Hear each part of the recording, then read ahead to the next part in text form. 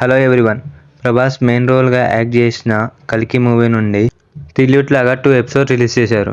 ఈ ట్రిల్యూట్ కాన్సెప్ట్ ఏదైతే ఉందో అది హాలీవుడ్లో బాగా చూస్తాం, స్పెషల్లీ మార్వెల్ అండ్ డీసీ మూవీస్లో.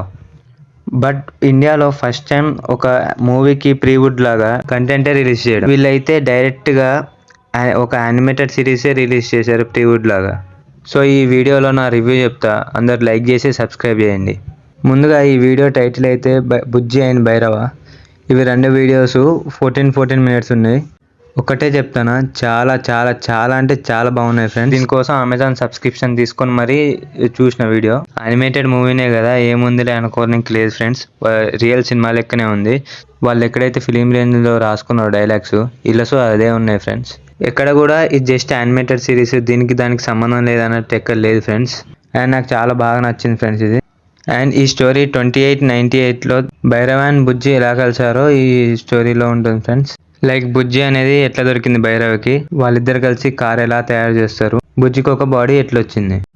ఫస్ట్ ఎపిసోడ్ అంతా బుజ్జి ఎలాంటి క్యారెక్టర్, భైరవ ఎలాంటి క్యారెక్టర్, వీళ్ళు ఎలా కలిసారు అనేది ఉంటుంది.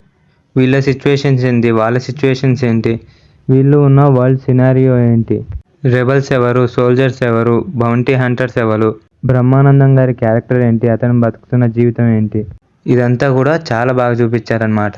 వెరీ ఫన్ఫుల్ ఎపిసోడ్ అనమాట. ఎక్కడ కూడా ఓవర్ చేసినట్టు తక్కువైనట్టు అనిపించలేదు. రైట్ అమౌంట్లో డైలాగ్స్ కానీ రైట్ అమౌంట్లో నరేషన్ చాలా బాగా జరిగిందనమాట. భైరవ డైలాగ్స్ అనేవి సూపర్గా వర్కౌట్ అయినాయి.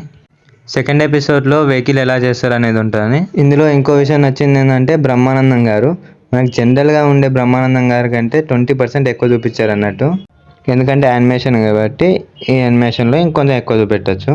భైరవ వాళ్ళ హౌస్ ఓనర్గా చాలా బాగా చేశారు బ్రహ్మానందం గారు. ఓవరాల్గా చెప్పాలంటే బుజ్జి అండ్ భైరవ ఫస్ట్ 2 ఎపిసోడ్స్ నాకైతే చాలా బాగా నచ్చింది.